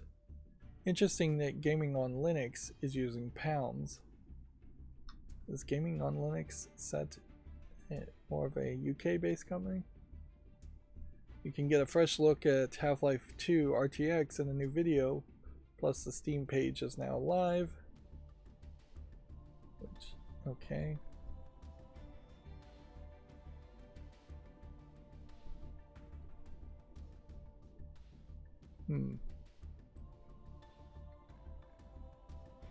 Coming soon, but not capable of being followed.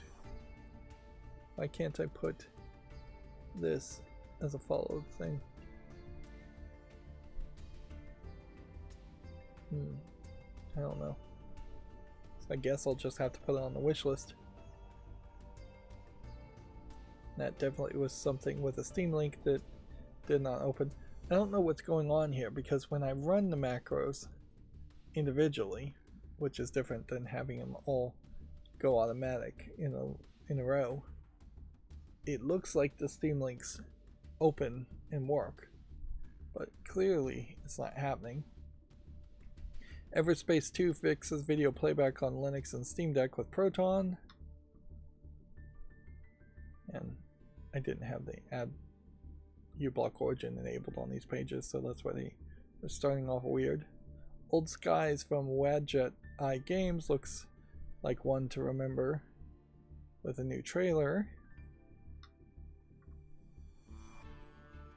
I'm not even going to bother to try and find Steam Links. Tim Swarm is a survivor like Bullet Heaven with cute creatures to evolve out now. I don't know what the difference is between Bullet Hells and Bullet Heavens. Perhaps it is a case that they are just trying to call all Bullet Hells Bullet Heavens now, which would make some sense. Classic Unreal Tournament and Unreal is now easier to download thanks to old Unreal. This has been updated with a statement. We can confirm Unreal 1 and Unreal Tournament are available on archive.org, and people are free to independently link and play these games. So there you have it. Both games are officially properly free to grab as approved by Epic Games, which probably means also that they're public domain. Although it's interesting that they're mentioning archive.org, considering how it got hacked, and I don't think it is 100% back to where it was. Like, I click on it and nothing's loading.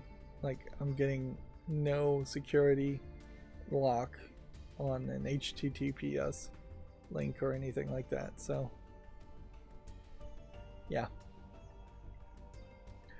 the assumption and hope is that archive.org does get fixed and restored from backup or whatever, but that it being hacked and it being so easy to hack is not a great situation. Certainly not good for really anybody. Let's see, Old School Rally gets split screen support, new stages, and a new car. There's 2, has a Steam Link. Did not open. The Godot engine version 4.4 Dev 4 release with an interactive game edition is now available. I assume is what the headline is saying there. And it really was only a couple days ago that I was saying, yeah, I really haven't heard anything about the Godot engine lately, and I guess that's because they've just kept their heads down and they're working on developer preview releases for a new minor version in 4.4. Which, who knows, maybe a minor version improvement still might be quite a bit of improvement. It may also be a case that they are not using the standard versioning system that many other softwares use. I don't know if I really can call it standard, where you have a major version number, then a dot, then a minor version number, then a dot, then a patch number, often followed by a hyphen if it's like a beta, so it would say hyphen beta at the end if it was a beta or a dev release.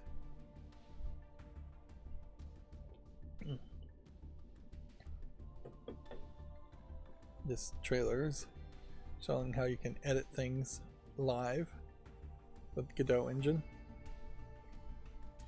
And to my untrained eye, this looks very similar to Unreal Engine, and this is just in general the concepts and the interface you're going to have to get used to if you wanted to make games, and starting with Godot is more than acceptable, I would suspect, to learn the basics and the layouts and things.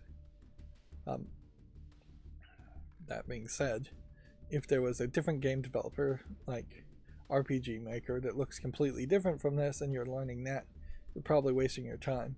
Or if you're running a computer or an operating system that can't run Unreal Engine or Godot Engine or Unity Engine, then you're probably in a really bad spot where you're not going to learn what you would need to learn. And a lot of this you're going to have to learn on your own, because schools are not going to be able to teach you the newest stuff, and they're not potentially even going to be teaching you the right stuff. They may be telling you something from a book that was written by somebody who had no idea what they were talking about in a lot of cases. A lot of schooling is just learning how to have the ability to learn on your own, more than it is learning what information will be still the same by the time you graduate. Train is finally returning to Counter-Strike 2 in the latest big update. Train, I assume, is a map. That would be my guess. Yet another one with a Steam link. The Mesa 24.2.7 is now out, and Mesa 24.3 may come sooner than expected. There's some more technical things here in the release notes, although none of it sounds particularly too interesting as I skim reading it. No new features. It's a point release for the latest stable release. 2.24.3 would probably have new features. And this might be a case where a lot of software now is so old that having like 24 point something doesn't make a lot of sense, and it probably should just be more of a case that you either make a new name or you call it Mesa 2 version 1.3. But yeah, particularly in Linux software, they are more than happy to keep the numbers going up forever than change the name and break the semantics. Which there's an argument certainly for that. One is branding and one is just being stringent on a naming system, and Linux is more than likely going to be stringent on a naming system than anything else. It does look like we have opened all of the articles available here that were new articles, so I feel some confidence there that we're actually seeing everything from Gaming on Linux, even though we still are seeing an occasional one or two extra stories that we've already seen, which isn't terrible. Actually just built some confidence. And then GameDeveloper.com seemed to have opened articles today, but I still am not sure if what we're going to see is that it actually skipped the newest of articles, and instead it has just opened a bunch of old articles that we've already talked about. Let's see. The newest of articles would be Patch Notes 6 Pokemon TCG may be my favorite gateway drug, which, if that opens at all, that's not really news. Or WASD is dead would be the next one. Let's see. This is an old story. This is an old story. This is an old story. This is an old story. Old. Obviously these are all going to be old. Raid Shadow Legends dev Plarium has been acquired by Modern Times Group. That might be new. Steam's API lets devs grant easier build access to players in-game. Payload Studios is laying off even more employees. Let's see. Hideki Itsuno joins Tencent subsidiary Lightspeed Studios. Yep, old stories. there was somebody on Reddit asking, how can I not be the bad dad and take away Roblox or convince kids to stop playing Roblox? And that the responses seem to be pretty resounding. You're just gonna have to be the bad dad and take away Roblox. You should have never introduced it to them in the first place, which I think is probably the right suggestion. Yeah, specifically blocking Roblox would be like a #1 suggestion as far as games to not let kids get obsessed with and play. Let's see. Ralph Fiore appoints the next Avalanche chief, Pim Holf, as a new CEO. DLC and back catalog sales drove Sega's strong second quarter games business.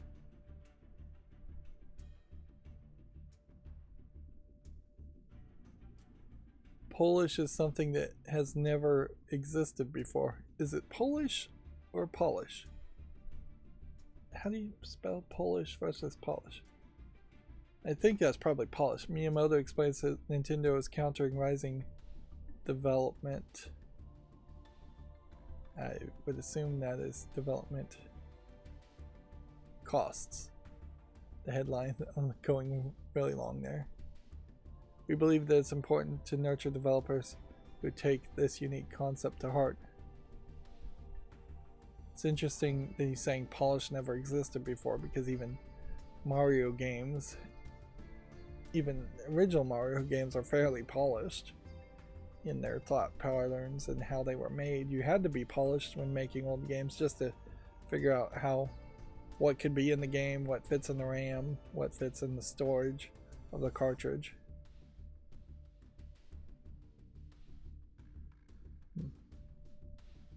Miyamoto refused to make sweeping statements about what ideas are worth pursuing.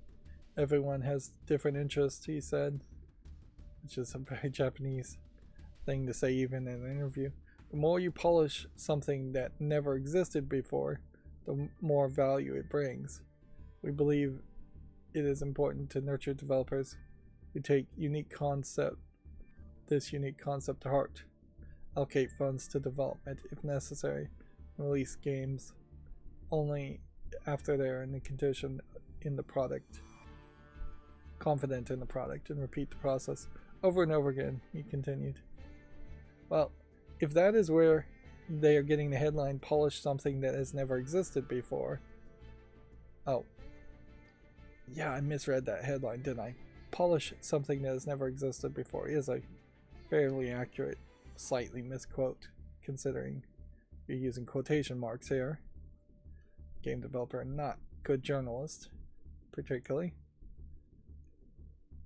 Yeah, I guess I genuinely understand now and agree with what he's saying, that you should polish your new ideas and new creations. Although weirdly, he's making a separation there, because you potentially should also be polishing old ideas and old creations. And this perhaps hints at his desire and Nintendo's desire to not really remaster old Nintendo games and not have to resell remasters and cannibalize new sales at that point. Which, yeah, there probably would be some saturation if all of a sudden we saw a whole bunch of remasters of like Super Mario Bros. 1, 2, or 3 and all the old NES games, particularly if they started doing deep dives and you had like remasters of NES football or something. And yeah, there's somewhere around 600 plus games for the NES.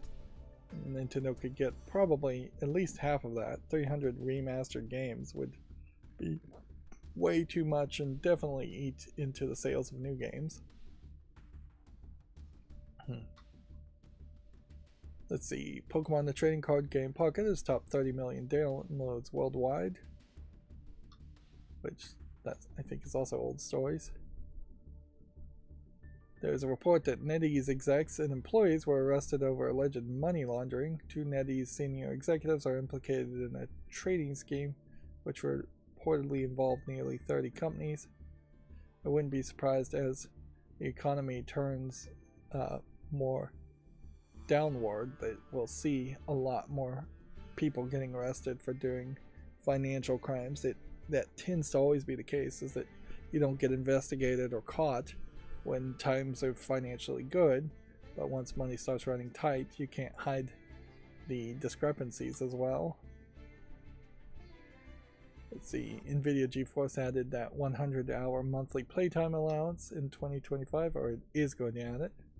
Pocket Pair reveals the specific patents that Nintendo's lawsuit against Palworld. I heard in one YouTuber video talking about this that the patents that Nintendo is using to sue Palworld were actually applied for and approved after Palworld had already been released, which puts Palworld in at least the United States patent law. I don't know how the Japanese patent law works, but if this was a court case happening in the United States, it would put Palworld in a very good position to say, hey, this is prior art, this is prior concept, our game itself was released before these patents were approved, these patents are not enforceable and should be revoked. But yeah, we shall see how far this goes. I still feel like there's too many people commenting on the fact that the amount Nintendo is asking for is a fairly small amount, while seemingly overlooking or intentionally overlooking the injunction part, which would say that Palworld then could not sell itself anymore and would just kill Palworld as a game. You couldn't get any updates, they couldn't sell it anymore. Now, I'm not sure Pocket Pair actually is going to put out too many updates, but they will certainly continue to sell Palworld for the people who are enjoying it for what it is now. Amplitude Studios becomes independent after parting ways with Sega. Again, this is probably older news, but I don't recall it. Apparently, Sony learned a lot from Concord's failure. That's very easy to say. The question certainly is, can they prove it? The lesson they seemingly have learned is that they are going to leverage the strength of proven IP, which is to say that they aren't going to try to make anything new, which definitely does not have an appeal to me as a gamer, for them to say, well, we're going to just make more Horizon and Last of Us and maybe even Uncharted games, or Spider-Man games, things like that. But, and yes, I want them to make that, but I also want them to experiment a little bit and every now and then make a single A or a double A new IP, because that also means things like Astrobot as a full game probably would not happen again. Unity spent $205 million eliminating 25% of its workforce. Unity's new CFO is the former Shutterstock executive. Let's see, Mass Effect TV show is blasting off to Prime Video. These are all very old stories. Sega games going to be delisted in December. All of them, I think. Kojima Production getting the Death Stranding IP rights.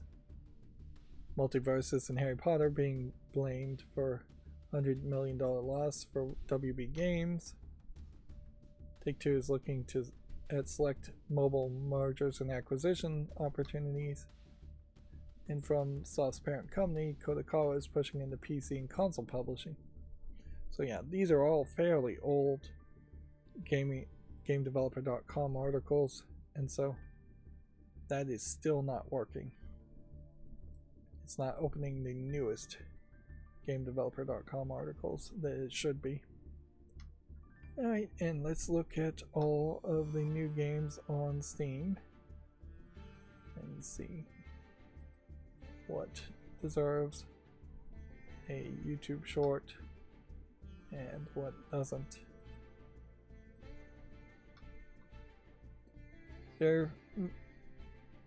I've never been good about managing my time. I think that's true for most people. But there is possibilities where I could have long periods in this major emergency of just downtime where nothing is happening and I just want to relax.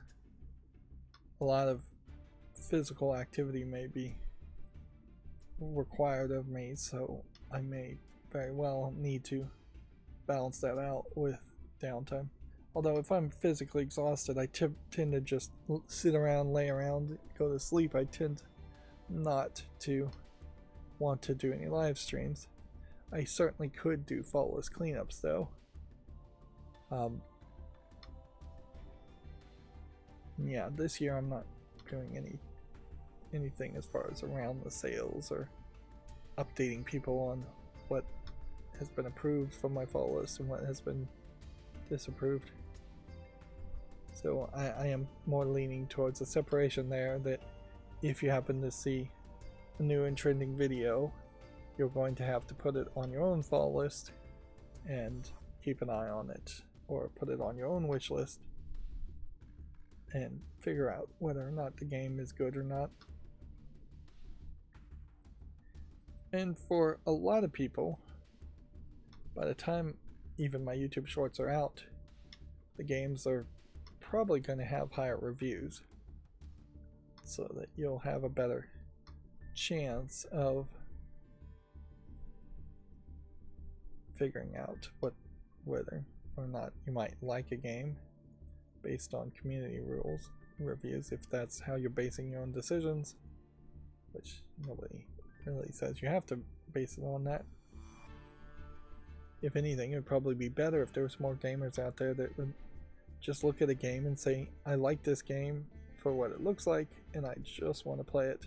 I don't care that nobody else has reviewed it or that it's been reviewed negatively. More of a diversity of opinion instead of more groupthink might be great for the gaming community, as it would probably be great for most communities. Unfortunately, just as a matter of practicality though, I have to heavily lean on community reviews to make determinations as far as what games should be promoted from my fall list to the wish list. Which then the wish list itself is fairly stagnant this year. It may be fairly stagnant for a long time as far as not really buying games. I'm not sure that I actually bought a single game in all of 2024. I got some games, certainly, but they were free games or giveaway games that happen to be free. This is probably nothing. Yeah, I'm gonna say no to that. Tricky Madness might be something.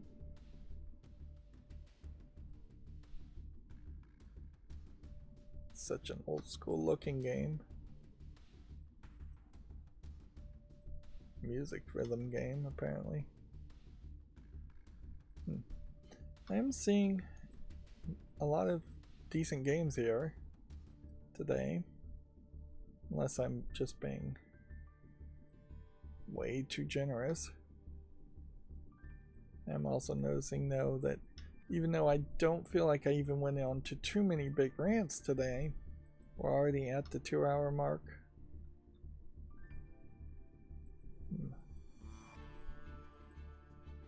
Yeah, I kind of like the art style here, but this looks like this is just a really short clinical death kinetic visual novel.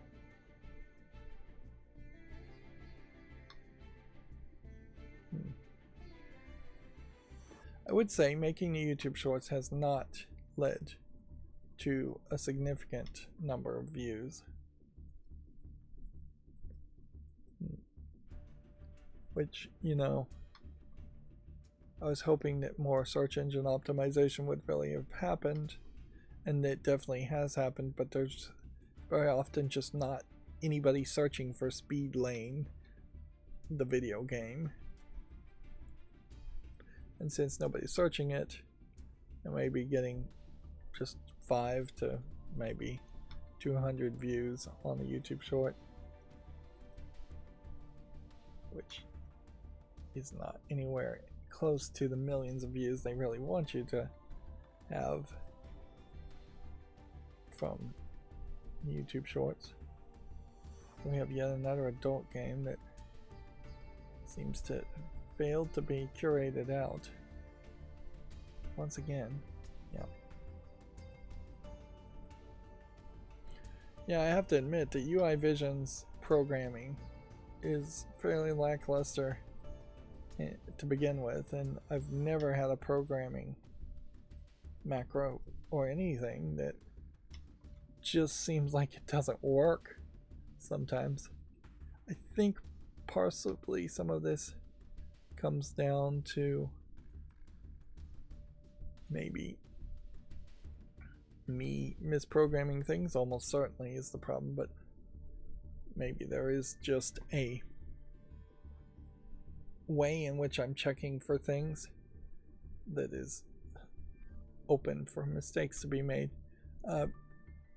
In particular, UI Visions lets you check if an element exists on a web page, and then it returns a true or false to the status OK internal variable.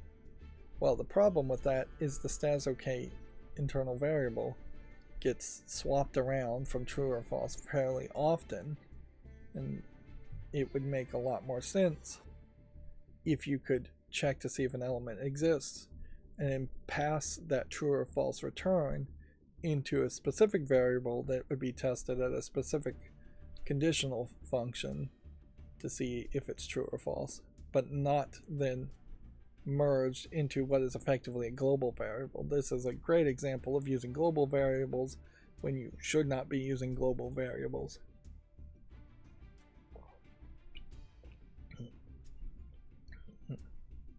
But I don't have a great way of fixing that either. All I can do is just make sure that status OK is always turned back to OK whenever it might not be OK.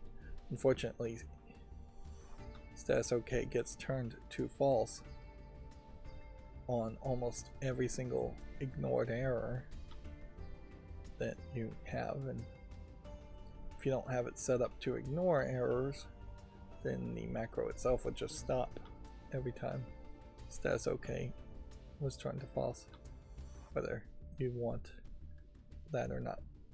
It's an error handling issue certainly too, in that you have to go out of your way to handle errors.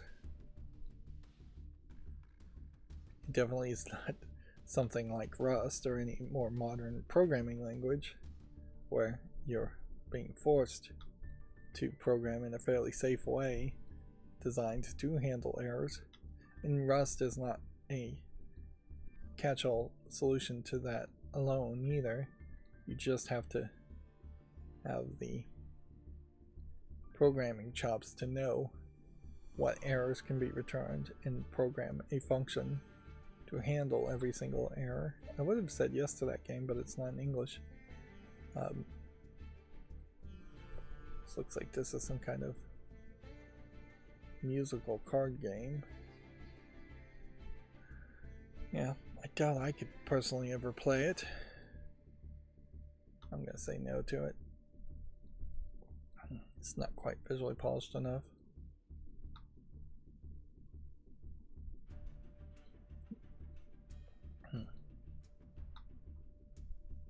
Certainly would be. Here's another non-English game. We're definitely seeing more of that. I assume both of those are Japanese games. We haven't been seeing Japanese only games for the past couple of weeks though. They do seem to come and go, but that is somewhat in line with how Japanese game announcements tend to happen. in bunches.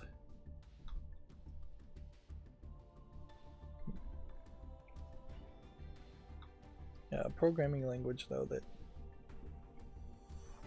made you handle every single error would be better, but it is also worth mentioning that if you're programming your own functions and your own calls, you're not inherently going to be forced, I don't know how any language could force you, to return errors yourself on your personal functions.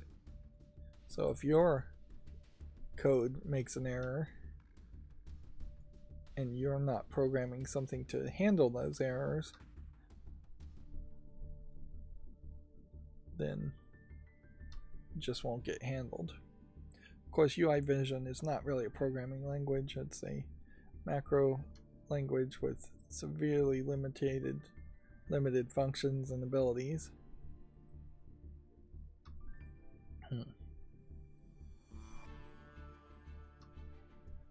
So, yeah. It's based on the Selenium IDE. But, yeah. Its implementation is kind of unique to itself. I don't know if I'd ever find anything better to use, or if it would ever be worth even trying to move my macros to something else. It would be probably nicer if all my code was written for one program, but the reality is that's not likely to ever happen. You're going to have to just learn new programs if you're going to do amazing things, and just be open to change and open to new software always. Alright, well, that's not too bad for today. We only really went 2 hours and 12 minutes. I managed to not even have to have a bathroom break today, which is kind of unique to me. The frame drops at the end is still at like 37.6% due to the network, which does not feel good. Certainly, but still don't really know what the problem there is. And yeah, so that's going to be it for this stream, and I've got other major emergencies to deal with otherwise, so hopefully you'll see me back on Monday. But yeah, if I'm not here, hopefully you will know why I'm not streaming anymore, or why I might be late, or at least you'll know in general. Anyways, that's going to be it for this stream. As always, I ask you to like, share, subscribe, comment, and keep on watching. Thanks.